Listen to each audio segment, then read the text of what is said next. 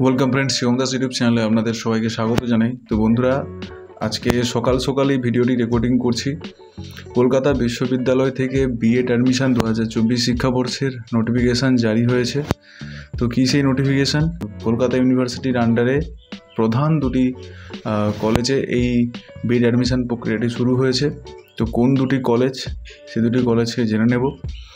তো প্রথম কলেজটি হচ্ছে আপনাদের লরেটো কলেজ এবং দ্বিতীয় কলেজটি হচ্ছে আপনাদের আচার্য জগদীশ চন্দ্র বোস কলেজ।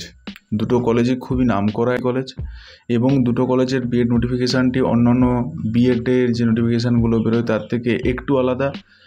তো কী সেই আলাদা সেটা আমাদের সবাইকে জানতে হবে এবং সম্পূর্ণ ডিটেলসটি জেনে তারপরে আপনারা অ্যাপ্লিকেশন করবেন।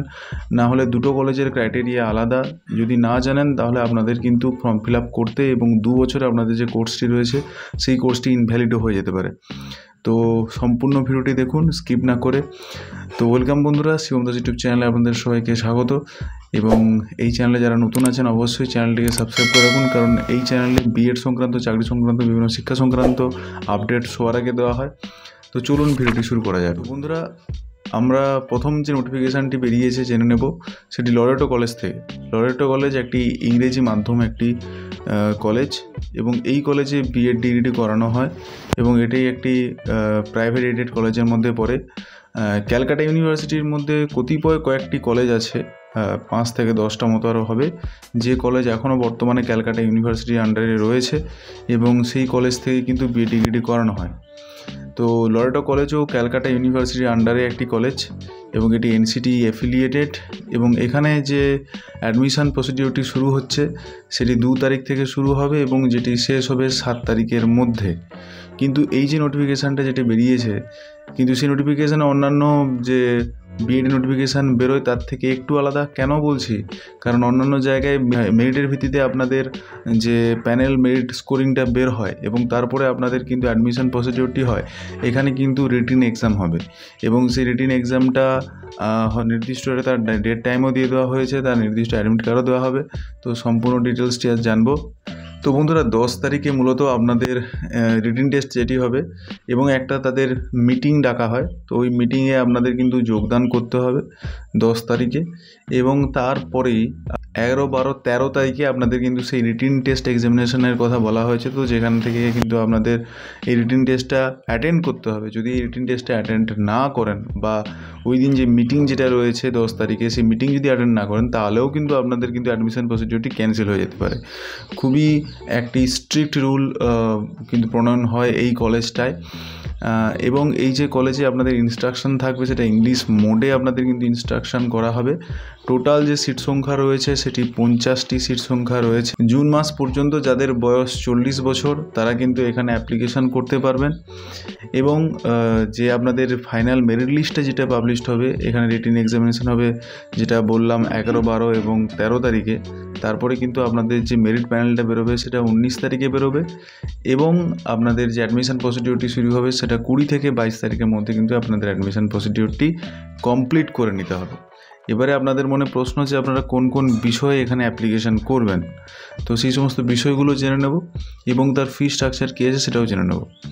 বন্ধুরা, এখানে মূলত সোশ্যাল সায়েন্স এবং ল্যাঙ্গুয়েজ বিষয়ে এখানে বিএড করানো হয়। যারা সায়েন্স ব্যাকগ্রাউন্ড রয়েছে তারা এখানে অ্যাপ্লিকেশান করতে পারবেন না।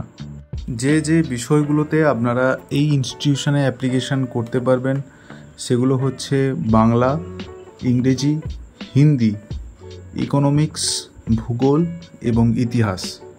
এই কয়েকটি বিষয়ে আপনারা কিন্তু এইখানে অ্যাপ্লিকেশান করতে পারবেন। চলুন এবার জেনে নিই এর ফি স্ট্রাকচারটা কী রয়েছে। মূলত বন্ধুরা, এখানে ফি স্ট্রাকচারটা আপনাদের 4টি স্টেপে নেওয়া হবে। ফার্স্ট সেমে কিন্তু আপনাদের যে ফিসটা নেওয়া হবে সেটা 20,540 টাকা। সেকেন্ড সেমে যে ফিসটা আপনাদের নেওয়া হবে সেটা 12,200 টাকা এবং থার্ড সেমিস্টারে আপনাদের যে চার্জটা নেওয়া হবে সেটা 11,500 টাকা এবং ফোর্থ সেমিস্টারে আপনাদের যে চার্জটা নেওয়া হবে সেটাও 11,500 টাকা। তাহলে টোটাল কিন্তু এইখানকার যে কোস্ট রয়েছে 55,740 টাকা আপনাদের এখানে কিন্তু চার্জটা রয়েছে। তো এখানে অ্যাপ্লিকেশান নেওয়ার জন্য কোনো ফিস লাগছে? অবশ্যই লাগছে। এখানে অ্যাপ্লিকেশান করার জন্য আপনাদের কিন্তু 300 টাকা আপনাদের কিন্তু এখানে অ্যাপ্লিকেশান ফি হিসেবে রাখা হয়েছে। কিন্তু এখানে যে জিনিসগুলো আরও কিছু ইম্পর্টেন্ট যেটা আপনাদের বলা প্রয়োজন, এই ইনস্টিটিউশনে ভর্তি হওয়ার পরে আপনাদের যে মিডিয়ামে ক্লাস হবে সেই মিডিয়ামটা হচ্ছে ইংলিশ মিডিয়ামে ক্লাস হবে, এবং আপনাদের যে ইন্টার্নশিপটা শুরু হবে সেই ইন্টার্নশিপের সময়ও কিন্তু আপনাদের ইংলিশ মিডিয়াম স্কুলেই আপনাদের পাঠানো হবে। তো সেই জিনিসটা মাথায় রেখে কিন্তু আপনারা ভর্তি হতে পারেন। এছাড়া বন্ধুরা, আপনাদের যদি কোনো ডাউট থাকে এই রিলেটেড তো অবশ্যই কমেন্ট সেকশানে জানান, এবং সেখান থেকে আপনাদের যদি পারা যায় যদি কিছু আপনাদের জানতে অসুবিধা হয় তা সেটা জানিয়ে দেওয়া হবে। তো বন্ধুরা, আরেকটা জিনিস আপনাদের বলে দিই, আপনারা ভিডিওগুলো দেখছেন কিন্তু ভিডিওগুলোকে লাইক করছেন না। পারেন অবশ্যই লাইক বাটনটা ক্লিক করে দিন এবং নিচে যে বেল বাটনটা ক্লিক করে সাবস্ক্রাইব বাটনটা অন করে রেখে দিন। তো পরের এবার যে অ্যাডমিশন প্রসিডিওরের যে নোটিফিকেশানটা বেরিয়েছে সেটা আচার্য জগদীশচন্দ্র বোস কলেজ। এই কলেজটিও এনসিটি অ্যাফিলিয়েটেড এবং এটি একটি গভর্নমেন্ট এডেড কলেজের মধ্যে পড়ে। এই যে কলেজটি, এটাও কিন্তু কলকাতা ইউনিভার্সিটির আন্ডারে পরিচালনাধীন। তো এই কলেজেও কিন্তু আপনাদের একটি ডিটেলস নোটিফিকেশান বেরিয়ে গেছে 2024 সালে। যে সমস্ত প্রশিক্ষণার্থীরা আপনারা চাইছেন এইখান থেকে বিএড করবেন, আমাকে অনেকেই বলেছিলেন যে আচার্য জগদীশচন্দ্র বোস কলেজের নোটিফিকেশানটা বেরোলেই বলবেন।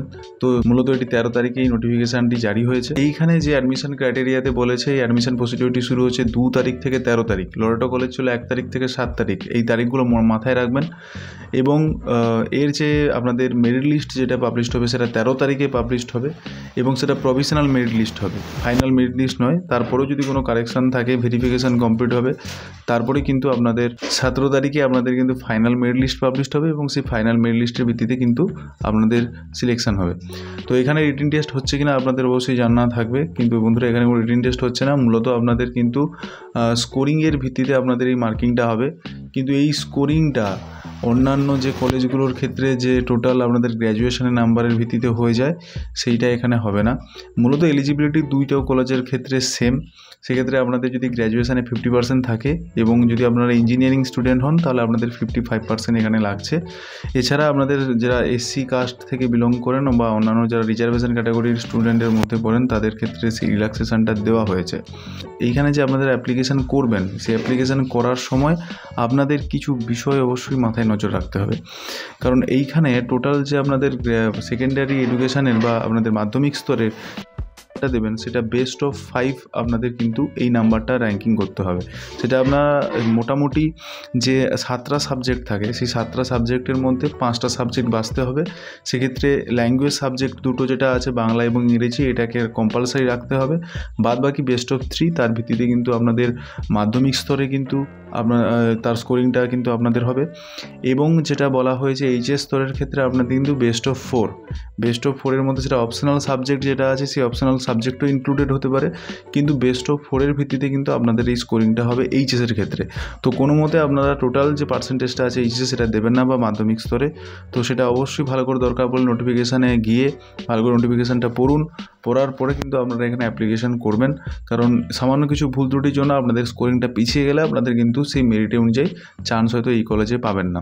দুটো ইনস্টিটিউশনে কিন্তু আপনাদের এই অ্যাটেন্ডেন্স নিয়ে খুবই কড়া পদক্ষেপ নিতে পারে অথরিটি।